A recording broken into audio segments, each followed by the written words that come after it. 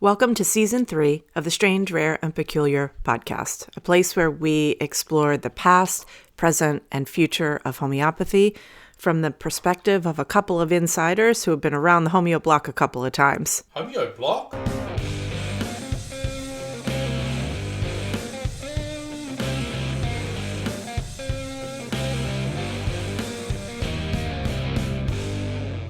Good morning, good evening, and good afternoon. And good coffee. And how about this for a slurp? Oh no, don't slurp. Don't do it. Don't do it. I want to hear yours. Oh. Listen to this. Okay. This is actually going to be the best because it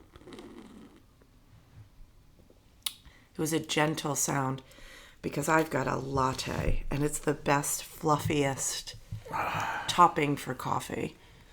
It's got my homemade cashew hemp milk, a little bit of the Laird Hamilton superfood creamer, and about a half teaspoon of cream. It's like the newest addition because you take your coffee with cream. And so I ran out yesterday of I had to make more of my cashew hemp stuff, and I put a little bit of yours in, and it made the fluffiest topping for my coffee. It's really good. And so, yeah, there you go. So it's coffee time. It's coffee time. It's morning coffee time.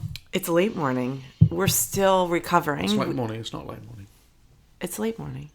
Late morning is... 9:40 is late. No. You've got to use international conventions here. Spain? If you asked... Well, Spain. I don't think they do mornings at all. No, they skip it altogether. But if you asked... folks from other cultures around the world what the late morning was, I think you were going to get a different answer to 9:40 being late morning. 10:30? 11 10:30 is mid-morning. It's got to be after 11. Yeah, but if noon... noon is afternoon. Anyway, we're just getting rolling because we're tired. Yeah. It's been a long couple weeks, but it was amazing. And we thought we'd give a little recap.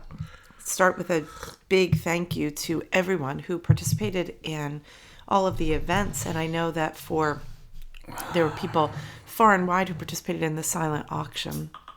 And that is, that's actually really cool. There's a lot of buzzing happening. Yeah. I think it's happening with you. It's slack, kind of. Because it's Monday morning and people are back to work. This is a slow start. We got to let's get moving. Let's talk about the homeopathy. So thank you to everyone who participated in our events, silent auction and all of that. People who came to the gala, people who bought tables or tickets for others to come to the gala because they were far away and couldn't make it. That was such an act of generosity. It was really amazing to be able to extend an invitation to members of the community, the homeopathy community, to students. Every time we would get this gesture, people would say, "Oh, I can't attend, but I'm buying a ticket for someone else." It meant that we could say, "Hey, if you're unable to buy a ticket, here's an opportunity for you to come." And it was great. It really was. Yeah. Quite a diverse crowd. We're talking about the gala. Mm-hmm. Okay. So I want to talk about my grass. Oh, because of the dance floor. Yeah. So, but later. After the gala. So one of the fun things, I thought we would do a little recap because there were some really fun things. So if we go backwards, should we go backwards from the gala? Yeah, let's go backwards. Okay, yes. So we had, there was an after party. So we had the gala and the after party. And it was dark when we walked from... Okay, tell me about that. ...the gala to our house, right? Because you drove. But I had a whole bunch of people with our iPhones, people in formal attire, walking down this sort of mulched path, dirt path at some points, and through a neighbor's yard, and down the driveways and around to come to our house to dance, which was really a lot of fun. Nice. Sinking heels a little bit, but a really... I don't know, there was just something about it that was a lot of fun. It was like a little adventure. When you got here, did you get people to go find lanterns? No, the kids did that. Really? Mm-hmm. Sam did that. Sam and Max got lanterns. There were lanterns lit all over the garden, and Al made a dance floor, and we had a DJ, which was really fun. Although a couple people said that he's really well suited for a bar mitzvah. But I mean, that's okay. Bar mitzvah music is still danceable. And you know what? Shame on us, because he did ask us for our preferences. And I suppose in lieu of giving him the songs that we would like, he chose bar mitzvah tunes. Anyway, what were you going to say about your grass? Well, I'm going back to the beginning because we also had graduation. Yeah. Oh, before that we had the team retreat. Right. So we had the team retreat, then we had our lecture series, and then we had graduation party. Yeah. Graduation. And so for me, I've been astonished at how, because I'm not that guy with that grass. No. You're that guy with those roses and all those flower beds and all those geraniums and all of the things that you do. Right. So I'm not that precious about the grass, but we set up the bar, and the grass a week later is still not recovered, and I don't know that it's gonna. Oh, from under the table, or No, just where from all around, all where around all the traffic was. Oh, huh. It'll be fine. It'll be fine. It'll be fine because it was a happy party. There were 100 people at the graduation. Oh, it was a happy party. It was such a happy party. Oh, I feel like I want to relive a lot of it. It was so nice. We had some laughs. We just had such a good time. You know, one of the other things that I wanted to talk about, because this podcast is not just for us to talk about having parties, but it is fun for the people to, I think, know all the good things that happen in the homeopathy community. I love that. It's like when we go to the Joint American Conference, the dance party is often the most fun. You know, when people really just let go and really dance. And then you also get to know people better by watching how they dance. I think many people are surprised by your dancing. As they should be. Yesterday, Al was wearing his utility kilt, and a couple of our neighbors came over. Oh, actually, this is a great story. Two of our neighbors came over, and they were at the gala.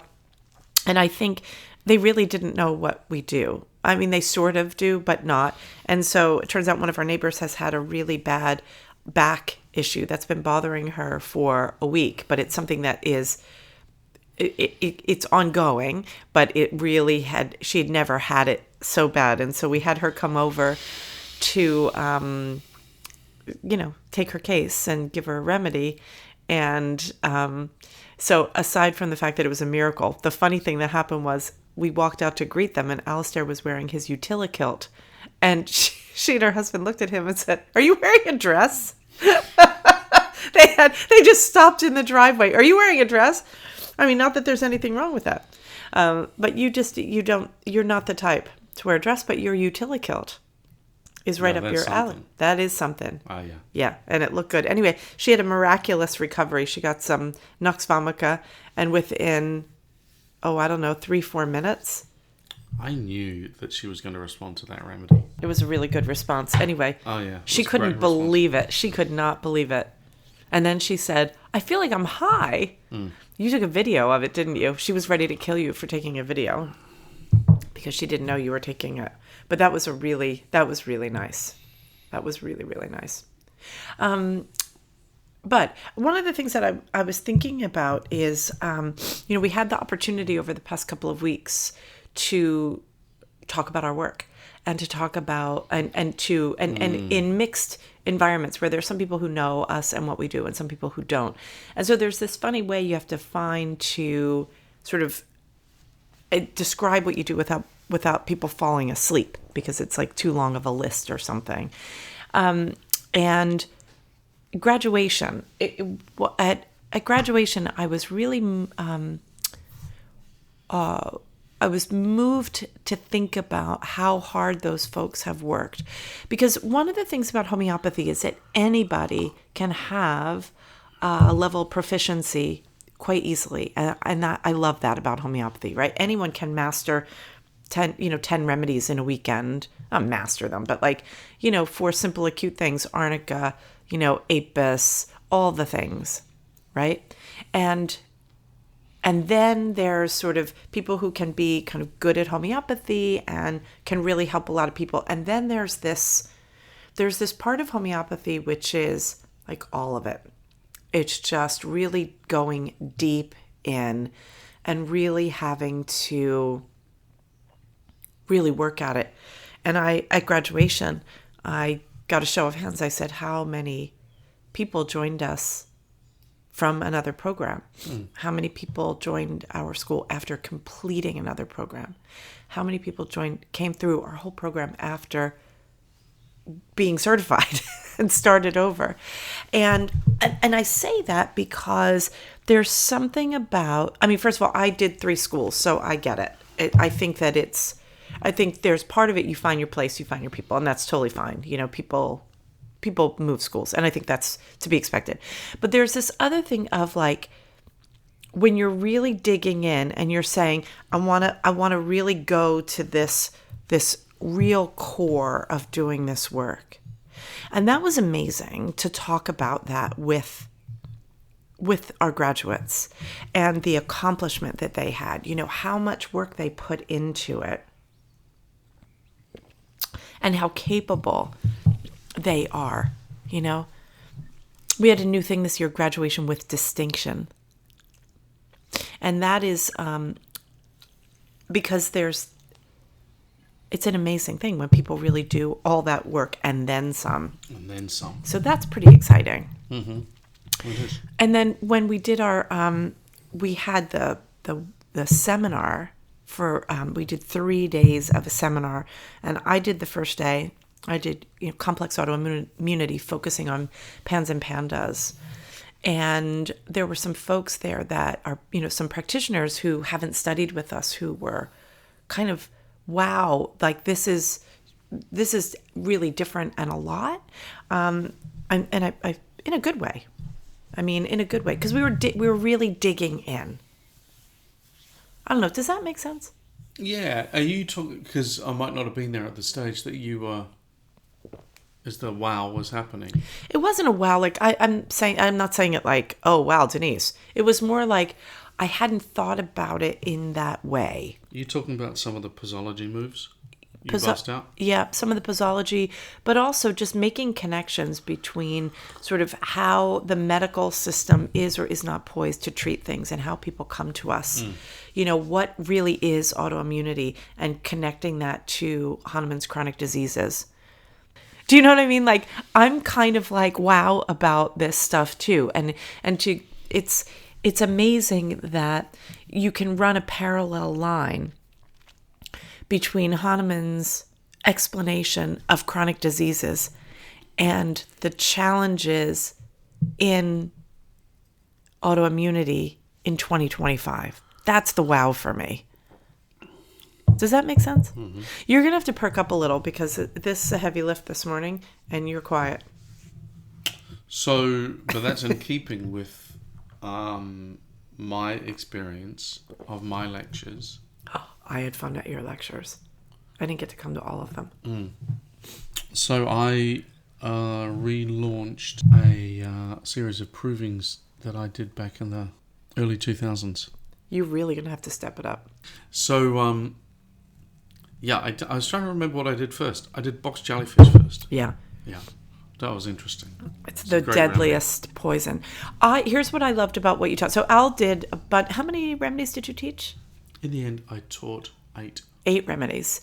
And what I love, well, I think I talked about this on the last podcast. I love when the person who conducts a proving teaches the proving, because you experience it in a way that, it tells a whole story. There's a context, and you can qualify things that are on the page. I mean, I've taught box jellyfish many times, but I needed to hear you teach it in order to get it even better.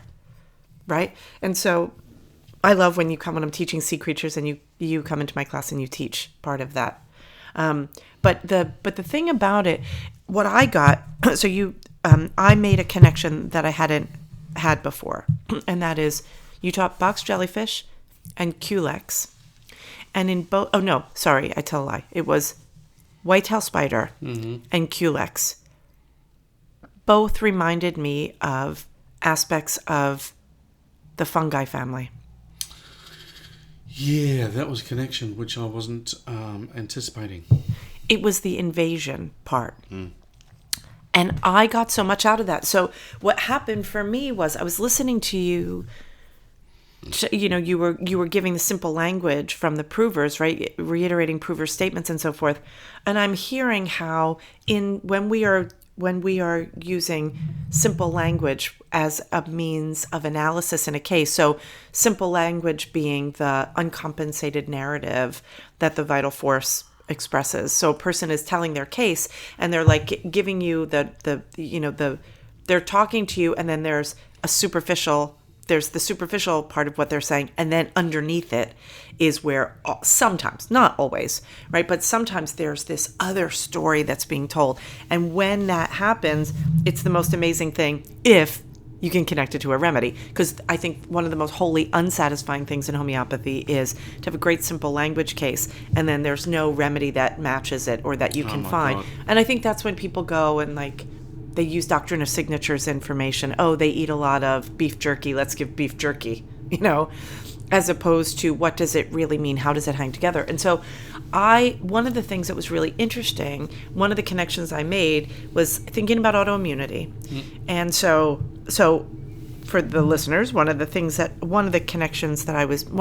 lines that I was trying to trace in the autoimmunity portion of my talk, or on the autoimmunity day, was around how as we get into more complex miasmatic disease, in other words, developed psora, then the infectious principle is less critical to understand. The causation is less critical. The vector is less important. And an example that I used was Lyme disease, right? We all know that a person gets bitten by a tick and they have that initial febrile response. They get the bullseye rash. No problem. We know what we're doing. But then there are times when people are diagnosed with secondary or tertiary Lyme long after there may or may not have been a tick bite, a vector of transmission. And so I use that example in teaching alpha-gal syndrome, which is this allergy to meat proteins, and looked at all the different ways in which these allergic responses, which are different than the IgE-mediated response. I can't go into all the details. It's too complex. But what's interesting is it's associated with a tick. Alpha-gal is it was initially associated with the Lone Star tick. Then they started to find alpha-gal cases in places in the world where there are no Lone Star ticks or no ticks. And so now all of a sudden it's skipped the vector. Okay, tying this back to what I was talking about with what was so interesting with your talk is that sometimes these allergic responses can happen after a person has an impact with a venom. Right? And so any kind of a venom. So venoms, because of the way that the immune system is stimulated, because of it, can cause all of these other impacts. Now, a tick it doesn't have a venom, right? Technically? I guess I said that without really knowing. I don't know. I would never think of it as... They burrow on in. Yeah. And they must, therefore, that's an invasion. But I think the infection is because the whole tick is in there, full of blood. And... I'm going to have to look that up. There's something that they transmit, right? But okay. But not technically a venom, like we think of a snake or a spider or whatever. Anyway, so what was really interesting is that it's like a two-way street, because when you've got a person who is in full flower of their autoimmune condition, their gut biome, not their gut biome, their microbiome, the host microbiome is affected. Right? Whether it's superficially on the skin, whether it's in the groin, on the armpits, in the nose, wherever it is, there is an imbalance of all of the stuff in the microbiome. And All the things. All the things. And sometimes the remedies would be like something that would repopulate. This is why people go crazy for a bowel nosode. But it could also be, you could give like the remedy Candida, just as one example. Please don't take that as a, the whole fungi family is up for grabs. But interestingly, so are venoms. And what was so compelling to me, and what I learned by listening to your lectures after having delivered mine, I heard things that I hadn't heard before because I was in that mindset of autoimmunity, listening to the provings, the simple language of cases, even cases that I had presented. Did that make sense? Mm-hmm. I never would have thought of fungi and Culex made from the mosquito, for example. So when you say fungi, you're talking about you're not talking about Monera. No, I'm talking about mushrooms.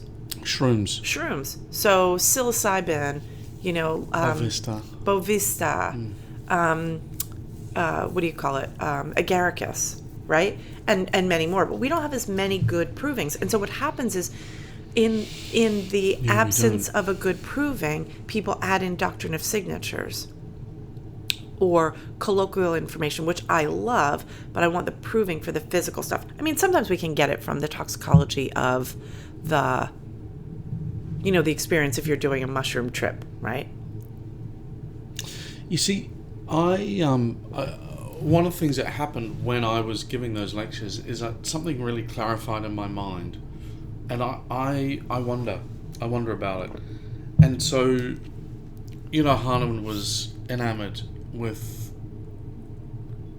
toxicology. Yeah. He's a chemist, and he's looking at the physiological reaction that people have under the influence of a substance. Like Lippi said the same thing. Lippe. And so, that's why poisons are so interesting for homeopaths. And so totally. But one of the things, I like that you said poison, not venom, because I wonder because there's a really big toxicological difference of venom and just a poison. Anyway. Yeah. So let me just pursue that a bit further. So one of the things Hahnemann was desperate to get away from was the clinical decision making based on signatures. Yep. And so hence the proving. And the proving allowing the human voice to come out, or allowing the... It's the shamanistic part of homeopathy. Yeah. It's aphorism 20 when Hahnemann says, I'm paraphrasing, but that you cannot understand what a remedy does by mere intellectualization. It is only through the suffering in the human. Yeah. Right? It's redemptive suffering, actually. Because it's humans in service to each other. In addition to that, I'm enamored of understanding a remedy, reliable materia medica. Yeah. But I also include the creature itself, which I think is not doctrine of signatures, and I don't believe it's related to toxicology. So when you talk about the creature, do you mean the behavior, like you're talking about Bufo? No. No, I'm not. I'm talking about that which defines a jellyfish is its propulsion means around the ocean. Because it's jellyfish are so interesting because they're the same on all sides. It's there's a term for that. Mm-hmm. Because I'm gonna have to pull out my notes.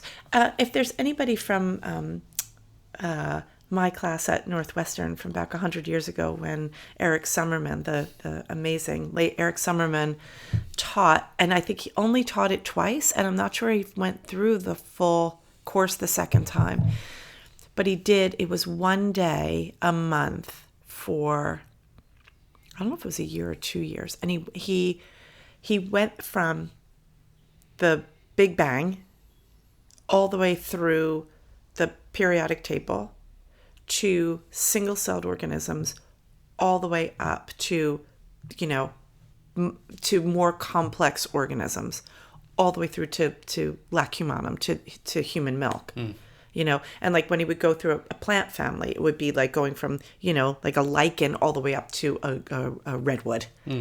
And it was that he assembled everything taxonomically was fantastic.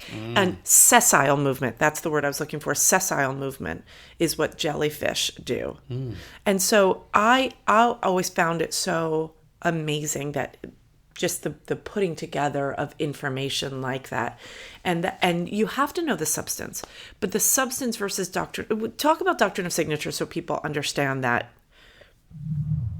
more completely. I think it's helpful. I mean, I think it goes back into the herbal traditions. Yeah. Where you see it is at Singapore Airport. Have you been? Do you know Singapore?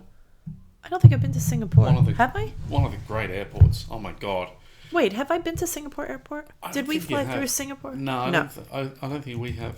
But the thing about Singapore Airport, it used to be this place full of where you'd go and buy ginseng, because it's this hub, and so you'd have these ginseng stores, and the thing about the ginseng in the stores was that you'd be purchasing the ginseng which most closely related to the organ that was dysfunctional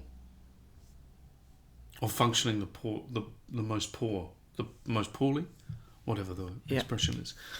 And so, if you had a pancreas problem, then and if you had a large intestine problem, then and it went from there. And so the selection of the drug was based on either the shape or form or some characteristic of the substance in its natural form. The buttercup. Yeah. The juice that comes out of the leaf shaped like a heart. Digitalis. Yeah. But do you know who first codified doctrine of signatures? Paracelsus. That's right. Yeah. I was checking. I just had to check and make sure because I was like, that started with Paracelsus. And so I think it's really interesting because Hahnemann was an anti-Paracelsian. Very much. Very much. Okay, and so part of it, and he was also anti-doctrine of signatures. But somehow doctrine of signatures has been completely parlayed into homeopathy. I mean, there are people who have built entire teaching methodologies around trips to the zoo. What animal best represents the job you want? Sorry, that one always gets me. The job you want? Well, yeah, because there's like the whole thing of like, you're unfulfilled in your life. So what, Wow. Yeah. Interesting. Not. So I can't even. I think the worst excesses of the doctrine of signature, Hahnemann was trying to get well away from. Yeah. And so, I suppose what made me think about that is that the critical characteristics of a substance are different, for me, in some way different from the doctrine of signatures. And I hope totally that didn't come across. Because I think you were so clear in sort of the critical thinking around how substances make their way into materia medica and the appropriateness of approving. Because I think another thing that's really important to talk about is you taught some reprovings, like blada, cockroach, and what do you call it? We just taught, and bufo. Oh, and culex and tuberculinum. Well, so, I mean, just for the folks who are listening, why do a reproving, and what is the, what's your big takeaway from doing a reproving? Failed cases at the end of the day. See, an example would be lacaninum, right? Yeah. Have you ever, the picture, we all know the profile of lacaninum. Mm-hmm. And we think of self-disgust and self-loathing and self-hatred as part of that central And I heard focus. You talk about that, and you asked the question, has anyone had a successful case with that? And I never have. Well, it has to be with the other aspects of it. Well, the proving, what comes out of the proving is left to right, or is it right to left? I can't remember. Well, it's alternating sides. Alternating sides, yeah, and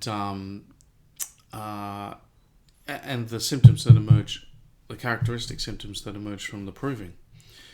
But the hatred itself is an approving symptom.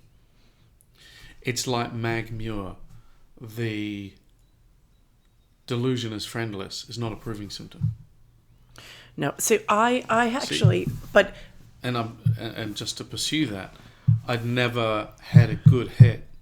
I've had plenty of people say I don't like myself, loathe myself, but I've not had lac caninum nail that case. Oh, I have, but it comes out in a very particular way. It's not just, you're not prescribing on self-loathing, but there is a way in lac caninum that the animal nature and the human nature are at odds with one another, right? And that self-disgust comes out in different ways, like if there's a hypochondriacal nature. Well, if you ask a person, well, what are you afraid will happen? What's your hypochondria about? Then they take you down a road that gives you ideas about it. Some people are afraid that, it's going to be suffocation. For other people, it's going to be a broken bone because they, brittle bones. I'll give you an example of a case like that. But in cases of lac caninum, it's often there's something gross inside of them. It's usually like something like a cancer, or there's, something that is, and there is some sort of disgust around that. I'm going to have to go through, because that's one of the remedies I teach in the curriculum, and I have definite cases with that. But it's like, for example, I had this case of a woman years and years ago who had she was raised in a very religious family where sort of fear around sexuality was deployed on the regular, and it was fine to keep the youngins from having unclean thoughts. It's another thing if they've got that susceptibility, they take it on board, and then they get married and are diagnosed with vaginismus. And so I had a case of a woman with severe vaginismus, because she took on board that this was this sort of dirty kind of thing, right? Lac caninum was a great case for that. But the other thing, just in terms of when I was talking about the ways in which a person will describe their symptoms, there's this case I teach. I hate to give it away because it's kind of a fun case in school, but people forget by the time they get there. But it's a woman who had a really severe eating disorder, and her biggest fear was osteoporosis, and she had calipers. She was constantly getting her bone density measured, and she actually worked in an industry where she had this on tap. And it took me a minute to realize that it was delusion. Her bones are brittle. It's a Thuya case. I didn't get it at first because I was thinking kind of along the lines like you were talking about, like self-disgust, right? I didn't give her lac caninum, but you could imagine that a person who is really, that was her thing, but it wasn't about that. So I think it's about how we interpret the symptoms, but I don't want that to take away from the really important point that you were making about this focus on sort of almost like an anthropomorphizing of a single symptom that becomes like a psychological thing. It's like those. Yeah. So that was the point. Yeah. About Bufo in particular, because that's one remedy where we think we know it, and I've used it a bunch of times and had some poor results, and straight away gone off to another remedy, and based on the symptom picture that we know and love, and the symptom picture we know and love comes from a series of outrageously bad or poor provings, mainly conducted in the mid-1800s by some strange European doctors. And it's untrustworthy as a body of materia medica. It's not reliable. And so, that picture we've got of, the teenage boy going off into the corner to have a little time. Just a little alone time. A little alone time? Is that how we talk about it? That's probably the best way to just... Okay. Yeah. All right. This is a family show. Okay. Yeah. Hi, families. So... But it's interesting that... And so in the cases where I've prescribed it, I've just started to lose my faith in that. And when you go and look at the provings and you realize that that information made itself into the Materia Medica through observations of toads in the wild engaged in amplexus. It's amazing to think about that. Yeah, that's how that information got in. It's not proving data. Right. Yeah. So what you're saying, though, is that, but that's because that's an observation of the creature you were talking about before. Yeah, it is. So usually that would be considered good information, or no? Nah. That's what I thought I heard you saying. Well, that's I suppose that's where I was second guessing myself, because you look at a toad and its warty back and go, ugh, I'm going to give that to A warty back fella? some warty backed bloke who's taken himself off into the corner to engage in alone time. A little alone time. And yet not always that successful. So questioning the quality of the information we've got, especially the quality of the provings, was the reason behind a relook at Bufo. And so, that. I love that because, the provings, a good proving is more Hahnemannian than what Hahnemann did. Correct. Well, Hahnemann's provings, we don't have the data to be able to observe the quality of them. Demetriadis says that we can rely on them because, the thing about Hahnemann's... Let me just finish that thought. Demetriadis, in particular, says, when you go, but, we don't know about the paper trails gone. We don't have the provers' journals. Well, in chronic diseases, he introduced a whole bunch of remedies with no information about the provers whatsoever. Yeah. And so, when you say where are the women, where are the female provers, what potencies were taken, how many doses did they take, all of that stuff. How many times were they using material dose? So you're basically getting toxicology. Yeah.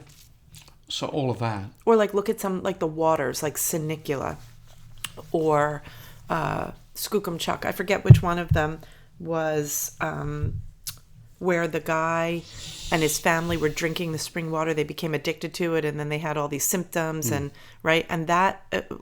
how do we... is that and I drank Evian for a month and had this happen.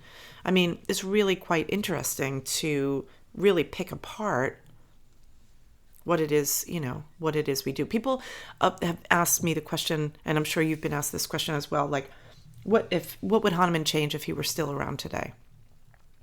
And I think proving methodology, in order to legitimize the medicine in the way that we need to in the 21st century, then there are certain things we need to engage with, and it's not that hard to do. It's not like it doesn't take any equipment. It's the same thing. It's just it's a level of organization that was not, it wasn't done in medicine then. It's not, I think that would be important. Don't you think? Yeah. When students take a Hahnemannian proving and stack it up against a good modern proving, the good modern proving from a standards perspective is always seems better. But then there are, one of the things that we teach so our semester 4 at AHE is all critical thinking. So in other words, having a look at, just like we're talking about now, discussions about provings and what is a valid proving, then you find out that some provings, some published works no one actually took the remedy. So there could be a dream proving where provers put the vial under their pillow, they dream about it, and then they document it. Sometimes it's a meditation proving, people sitting around at a conference, meditating on a substance and taking notes. Then there are provings that are trituration provings. So someone takes the substance, puts it in the mortar and pestle, and they grind and scrape. Right? And then they get basically a contact high. And then sometimes people will take that trituration proving and go beyond C3, which is the manufacturing standard, before the dilution and succussion begins, and they'll take it to C4 ostensibly to get a different level of reaction. Well, and there are, I think there are so many questions to ask because it's basically an alchemical process to, release spirit from matter. And so if one is altering the manufacturing process, what are we doing? Right? I mean, so there are so many questions that we have to ask. And I love that you really were, that was day 2 and day 3 of the seminar were around that idea. Yeah. I think people got a lot out of it. I loved it. Good. Yeah, but I remember thinking to myself, sometimes you're talking and also thinking at the same time. Yeah, doesn't everybody? It's not just a constant life. No, because you're usually just sitting and watching some sports. And just chewing kidding. gum. Yeah, and chewing gum. Nah, that's not what I meant. It's that, when you're actively teaching, Yeah. I was observing what I was saying and going, hang on just a minute, that's really interesting. That's really, what I'm saying is really interesting. And, that's like my wow. Yeah. And not the way it came out. And so, yeah, it was good to think about. We went Also to... good to talk about.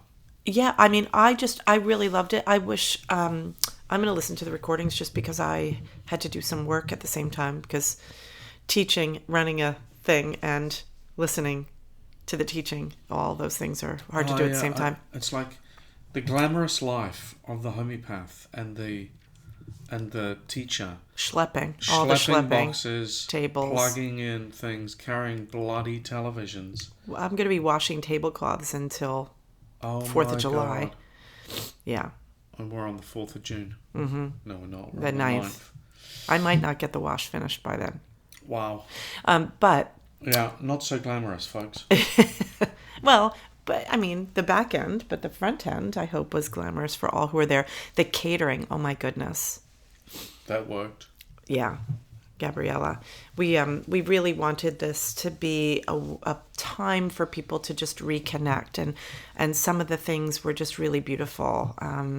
We had this. Do we still have that juice left? We have a little bit of the juice left, yeah. 2 days a day. We had fresh squeezed juice every day. We had green juice, orange juice. One day there was, I think, a blue juice. Must have blueberries in it or something. It wasn't a smoothie. Anyway, but the other thing I want to talk about is we went to the archives. And so we went to the archives. There were 22 of us, I think. I counted in the picture with Herring. The archive. And it's always a treat to just be there with the historical artifacts, and also to watch who gravitates to what. So because there were so many of us, they set up 3 different tables so that we could see. Because like one of the things about going to the archives is it's when we go as a group, they kind of put on a show for us. So they gather materials and they have people from the staff there to take everybody through to show you different things, because everything is in, it's in archival storage. So it's movable shelves. So like you're in the basement, and there are, just walls, or not walls, what would you call it? Well, they're movable shelves. It's like corridors, and then they move so that you can get into them because it's packed. So, and so you sort of, when you go to an archive, you have to know what you're looking for. There's no browsing, and so when there's a tour, the browsing happens because the archivists will curate something. So we talk about it ahead of time. Margaret and I will have conversation. What do people want to see? And basically we divide it between some historical things, educational things, and then ephemera, like the objects. Herring's glasses are always a crowd pleaser. And it's fun to see how much people love to see the remedy kits and the pellets. And there were some just amazing, just no matter how many times I've done this, I see something that I had not seen before, which I really love. Yeah. What amazes me are all of those paintings that are just crammed into that movable.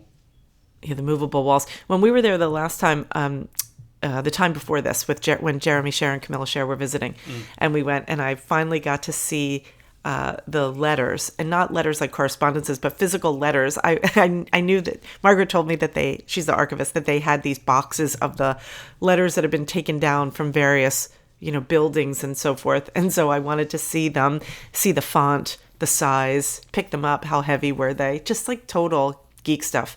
But they don't have, we don't know where. How was it? Tell me the story about how you ended up carrying a box of stuff home. they gave it to me. You said I stole it, but Margaret asked me a while ago because we have if you've never been to our house, it's basically we live in the Homeo hoarder place.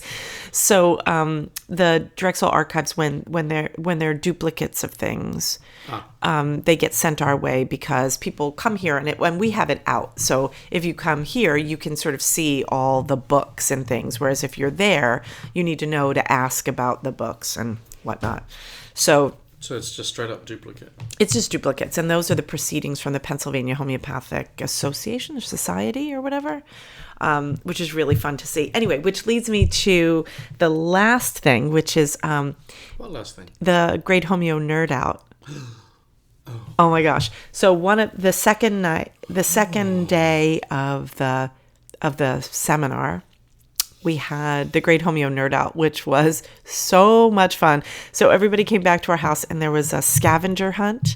So people were put in teams, and there was a scavenger hunt. You had to find different things, plants in the garden, medicinal plants. How many medicinal plants do we have in this garden?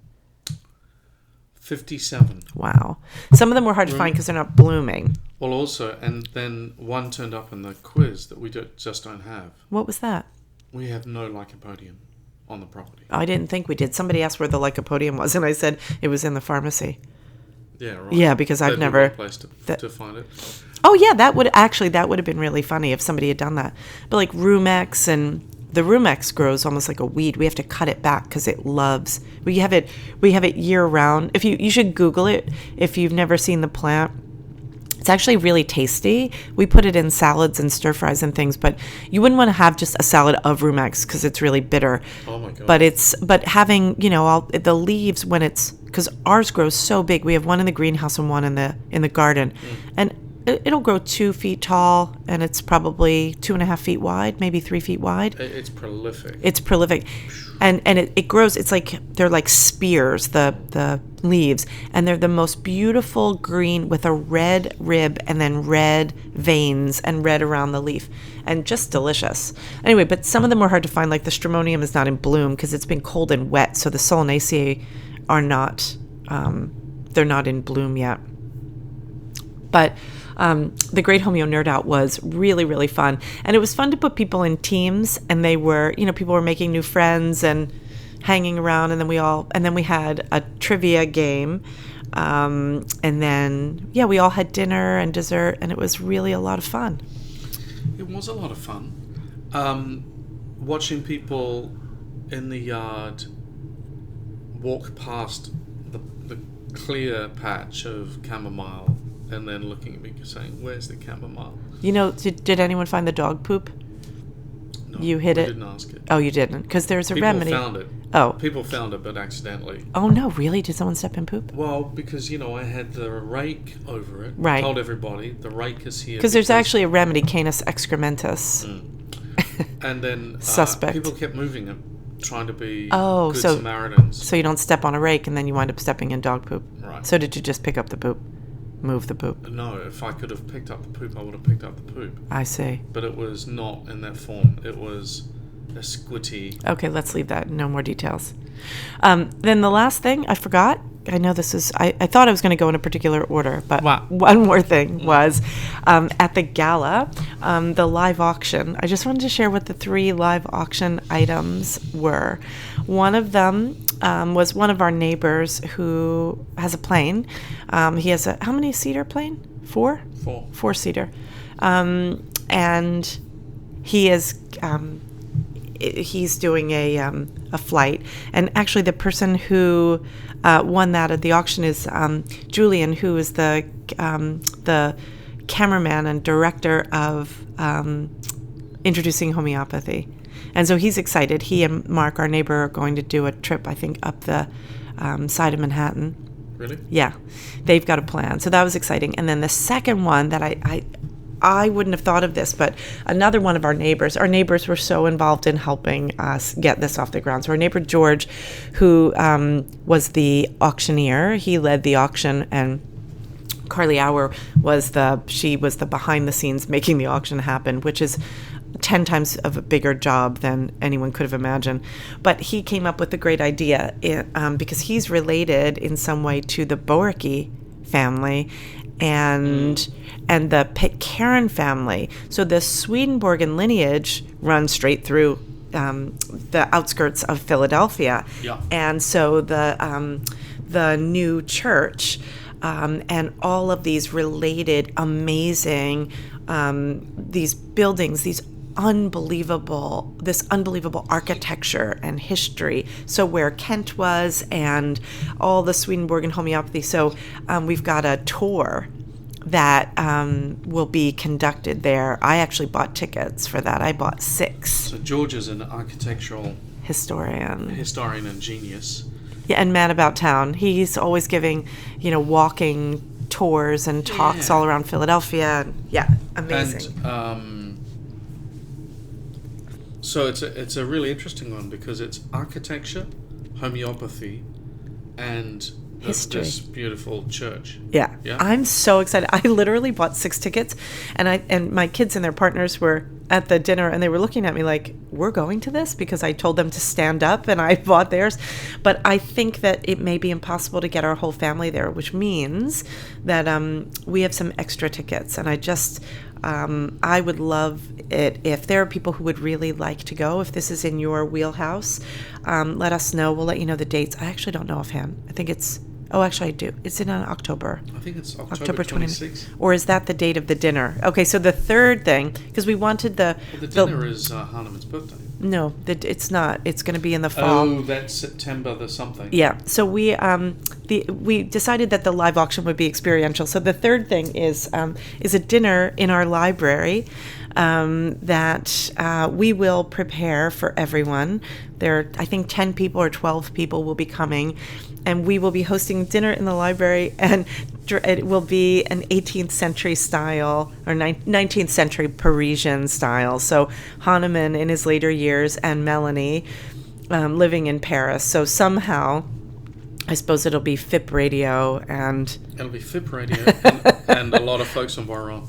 Yeah, and the folks, so the folks from Boiron had a whole table, which was amazing. Oh, it really was a great time. So next time, we've got to do it again. Yeah. Well, but never all the events in one together, line. Never at once. That was too much. Let's spread them out over the year. Yeah, I think so. Yeah. It's good to have a party at this time of year, though, because the roses. Well, I think graduation and a party should always be this time of year. All right. Okay. So that makes sense. And then the fall, the harvest, to do another thing. Or a gala in the winter. A winter ball is something. Like in Scotland, that was the most magical thing, to have a winter ball. But then you've got sort of the schlepping around is difficult. Anyway, we'll keep thinking about it. Let us know your thoughts on it. Yeah. All right, everybody. That's Folks, it for today. All right. Take it easy. Oh, I start teaching my Well for Good course, the food movement and body work, meditation and mindfulness and all of that starts this week, I think Thursday. So join us. All the best. Yay. All right. See you guys. The Academy of Homeopathy Education provides various pathways through our program depending on your desired outcome.